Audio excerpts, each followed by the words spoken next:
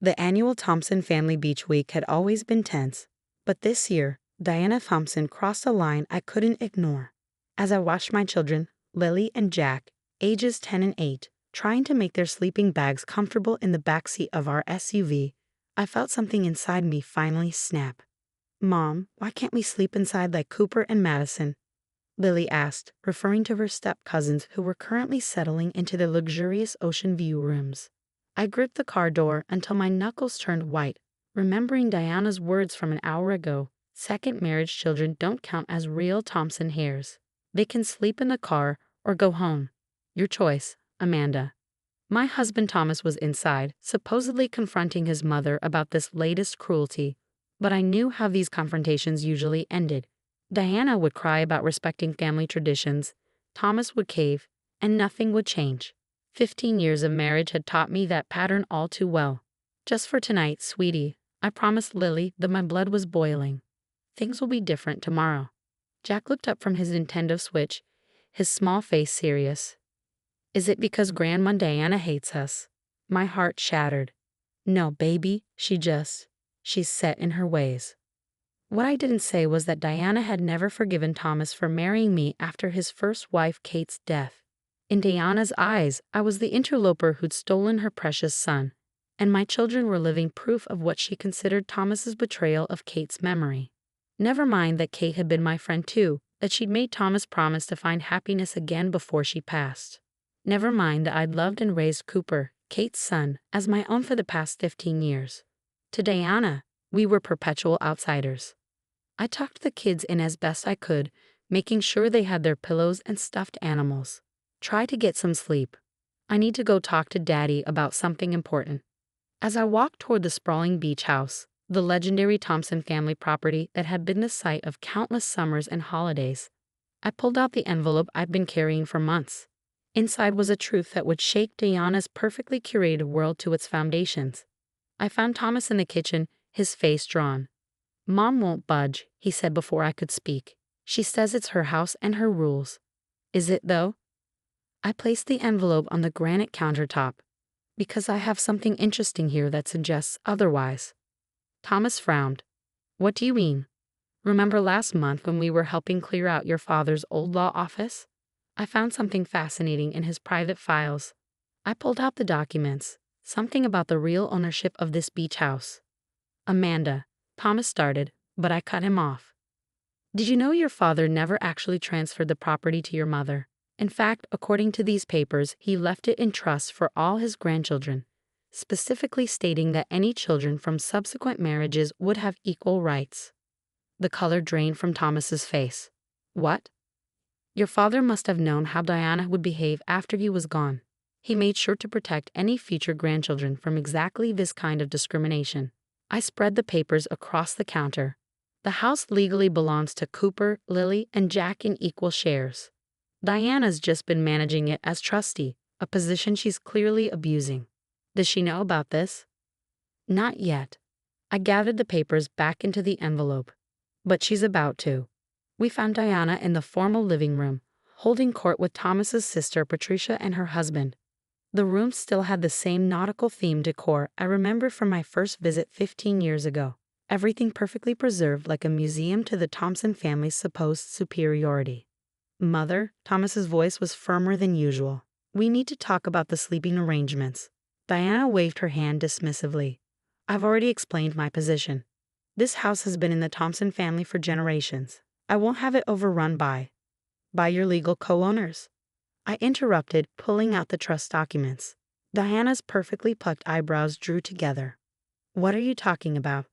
"Dad's last will and testament," Thomas said, taking the papers from me. "Specifically, his arrangements for this house." As Thomas explained the situation, I watched the color drain from Diana's face. Patricia leaned forward, her eyes wide with interest.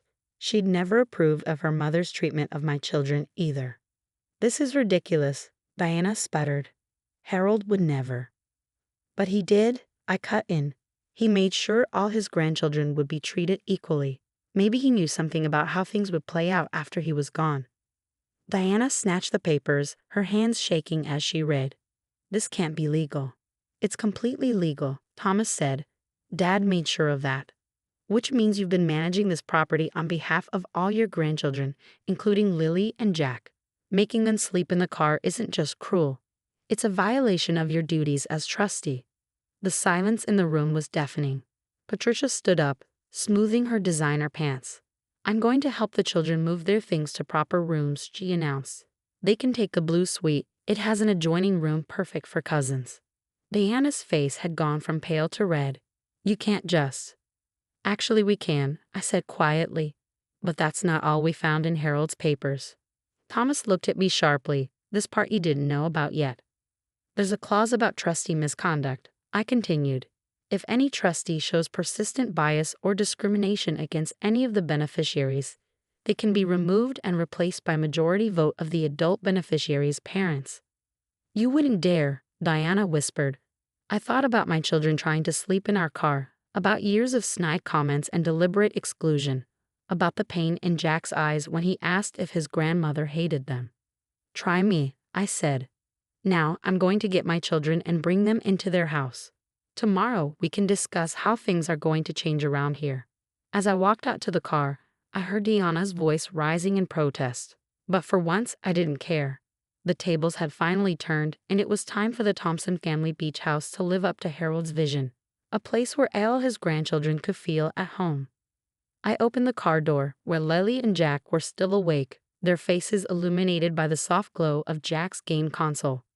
Come on, kids, I said, smiling. Great-Grandpa Harold left us a surprise. How do you feel about having your own suite with an ocean view? The wedding ceremony was beautiful, despite the tension simmering beneath the surface. Barbara sat rigidly in the front row, flinching every time I caught her eye. Her husband George kept glancing between us, clearly sensing something had changed in the carefully maintained power dynamic of our family. As Michael and Emma exchanged their vows, I noticed Barbara dabbing at her eyes with a monogrammed handkerchief. For a moment, I almost felt guilty about the envelope burning a hole in my purse. Then I remembered the maid's uniform, and my sympathy evaporated. The real test came during the reception. I was standing near the gift table, admiring the elegant place settings Barbara had insisted on, when I overheard her talking to her sister, Margaret. Of course the ceremony was lovely, Barbara was saying, her voice slightly higher than usual. Though Sarah's dress was a bit, well, you know how those boutique shops can be, not quite up to our standards. I cleared my throat, making both women jump. Actually, Barbara, I've been meaning to ask you about family standards, particularly about your mother's preferred shopping destinations in the East End. I recently found some fascinating old receipts. The color drained from Barbara's face. Sarah, I was just telling Margaret how lovely you look. Margaret looked between us, confused. Barbara, what's she talking about? Nothing. Barbara grabbed her sister's arm. Let's check on the catering, shall we? As they hurried away, James appeared at my side. What was that about? Mother seems unusually jumpy today. I patted my purse. Let's just say your mother and I have reached a new understanding about family history. Before he could press further, Michael clinked his glass, calling everyone to their seats for dinner. Barbara had arranged the seating chart, and I noticed with amusement that she placed me at the main table, a stark contrast to previous family functions where I had often found myself relegated to distant corners. The toast began, and I watched Barbara carefully as various family members stood to speak. She'd always been proud of her supposed heritage, frequently regaling everyone with tales of the Thompson family's historic social prominence. Now she sat silent, barely touching her champagne. When it was my turn to speak, I saw her tense. But I kept my toast simple and heartfelt, focusing on Michael and Emma's love story. Only Barbara caught the slight emphasis when I mentioned how proud I was that my son had grown up valuing character over social status. During the dinner service, Emma's father, Charles, a self-made businessman like me, leaned over to chat. Sarah, something's different. I've never seen Barbara so accommodating. Usually she's making those little comments about new money and proper breeding. I smiled, sipping my wine. Sometimes people discover their own backgrounds aren't quite what they claimed. Oh, Charles raised an eyebrow. Do tell. I would, I said, loud enough for Barbara to hear from 3 seats away. But some stories are best kept within the family. Right, Barbara? She nearly choked on her salmon. The evening progressed, and I noticed Barbara growing increasingly agitated as more relatives arrived for the reception. These were the people she'd spent decades impressing with her fabricated family history, the social circle she cultivated so carefully. During the father-daughter dance, she cornered me by the cake table. "What do you want?" she hissed, her perfect composure cracking. "Money? A position on the country club board?" I looked at this woman who had tormented me for 25 years and felt strangely calm. "I want you to understand something, Barbara. I've spent years watching you tear people down because they weren't born into what you considered the right social class. You've made countless snide remarks about my pub, my background, my parenting, all while sitting on a throne of lies about your own mother's origins." "She worked hard to give me a better life," Barbara whispered, and for the first time, I heard real emotion in her voice. "She wanted more for me than she had. Just like I wanted more for Michael," I said quietly. "The difference is, I never pretended to be something I'm not. I built my business honestly, raised my son to be proud of who he is, not some invented version of himself." Barbara's hands trembled as she straightened her expensive pearl necklace, another family heirloom that probably had its own secret history. "What are you going to do?" she asked. I watched Michael twirling Emma on the dance floor, both of them radiant with happiness. "Nothing as long as things change from here on out. No more digs about my background. No more attempts to humiliate me at family functions. And most importantly, no more poisoning my son's mind of social class and proper families. And if I agree, then your mother's story stays between us. Though personally, I think Eleanor Davies' real story, building herself up from nothing, creating opportunities for her family, is far more impressive than the fiction you've been selling." The music changed to a slower song, and I saw James leading Emma's mother onto the dance floor. Barbara watched them, her perfectly manicured fingers drumming nervously on the tablecloth. "You know," I said softly, "your mother would probably be ashamed of how you've treated people. From what I've learned about Eleanor Davies, she believed in hard work and treating everyone with respect." Barbara flinched as if I'd slapped her. "You don't know anything about my mother. I know she worked 16-hour days at that laundry to put you through finishing school. I know she changed her name and created a new history so you could have opportunities she never had. But I don't think she meant for you to use those opportunities to become someone who looks down on others who are exactly where she started." Tears welled in Barbara's eyes, but she blinked them away quickly. A lifetime of maintaining appearances doesn't crumble in a single day. "I'll keep your secret," I continued. "But in return, I want you to remember something every time you're tempted to make another cutting remark about someone's background or social status. Remember that your own mother was exactly like them, hardworking, ambitious, and worthy of respect." Barbara nodded slightly, her perfect posture sagging just a fraction. "And the uniform.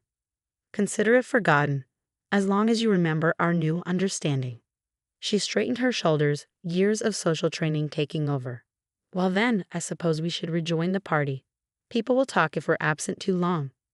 As she walked away, I noticed something different in her step. The usual air of superiority was gone, replaced by something that looked almost like uncertainty. Sometimes the biggest blow to someone's pride isn't exposing their secrets to others. It's forcing them to face those secrets themselves. I touched the envelope in my purse one last time, then went to find my husband. It was time to celebrate our son's happiness and perhaps the beginning of a new chapter in our complicated family story. The next morning brought chaos to the Thompson beach house. Diana had barricaded herself in the master suite, refusing to come out while Patricia helped move Lily and Jack into their rightful rooms. The other family members who had arrived for the annual gathering watched the drama unfold with varying degrees of shock and fascination. Cooper, now 20 and home from college, was particularly interested in the revelations about his grandfather's will. "So Pop made sure everyone would be treated equally?" he asked, helping Jack arrange his action figures on the dresser in their new room. "That's pretty cool." "Your grandfather was a wise man," I said, watching my stepson and son interact. Despite Diana's best efforts, Cooper had always been a loving big brother to his younger siblings. Around noon, Thomas's older brother Richard arrived with his family. Diana immediately summoned him to her room, probably hoping her eldest son would find a legal loophole to preserve her control over the property. Instead, Richard, who had followed in his father's footsteps as a lawyer, emerged from her room looking grim. "The trust is ironclad," he announced to the assembled family. Dad knew exactly what he was doing. But the tradition, Diana began, finally emerging from her self-imposed exile. The tradition, Richard interrupted, was supposed to be about family unity, not exclusion. Dad made that clear in his letters to me. Letters? Thomas asked. Richard pulled out an envelope of his own. He left these with his personal effects to be opened if there was ever a dispute about the beach house. He knew exactly what might happen, Mom. He watched how you treated Amanda and her children all these years. Diana sank into a chair, her carefully maintained facade crumbling. Harold never said anything. He shouldn't have had to, I said quietly. A grandmother shouldn't need legal documents to treat all her grandchildren with love and respect. The room fell silent. Even Diana's most steadfast supporters, the aunts and cousins who had always followed her lead, looked uncomfortable. What happens now? Patricia asked. Now, Thomas said, taking my hand, we honor Dad's wishes. The beach house belongs to all the grandchildren, and they all deserve to feel welcome here. Diana looked around the room, perhaps realizing for the first time how many people had been hurt by her actions over the years. Her eyes lingered on Lily, who was curled up in a window seat reading, finally comfortable in her own family's home. I may have been wrong, she said softly. Coming from Diana Thompson, this was practically a full confession. Maybe, Richard suggested, it's time to start some new traditions, ones that bring people together instead of pushing them apart. That evening, something unprecedented happened. Diana asked to help Lily and Jack build a sandcastle. Her movements were stiff and awkward, but she sat in the sand with them, showing them how to pack it properly for the strongest foundations. My father, your great-grandfather, taught me this, she told them. He said everything important starts with a strong foundation. I watched from the deck, thinking about Harold Thompson and his careful planning. He'd built a foundation too, one designed to protect his family's future from the very prejudices that threatened to tear it apart. Penny, for your thoughts? Thomas asked, joining me with 2 glasses of wine. Just thinking about your father, I said. He must have known this day would come. Dad was always playing the long game, Thomas agreed, but I think he'd be happy now. Look. Down on the beach, Diana was actually laughing as Jack demonstrated his moat engineering skills by dating channels for the incoming tide. Lily was decorating the castle walls with shells, while Cooper played lifeguard, making sure his younger siblings didn't get too close to the water. It's amazing what a little truth can do, I mused. And a lot of love, Thomas added. You could have used those documents to punish Mom, but instead, we're building sandcastles, I finished. Sometimes the best revenge is showing people a better way. As the sun set over the ocean, I thought about all the summers ahead of us. Summers where my children wouldn't have to wonder if they belonged, where they could simply enjoy being part of a family. All of it built on the foundation of one man's foresight and another woman's courage to use the truth not for destruction, but for healing. Diana might never be the warm, doting grandmother of storybooks. But as I watched her help my children place a seashell flag atop their sandcastle, I saw something changing. Sometimes the strongest foundations are built not on sand, but on second chances.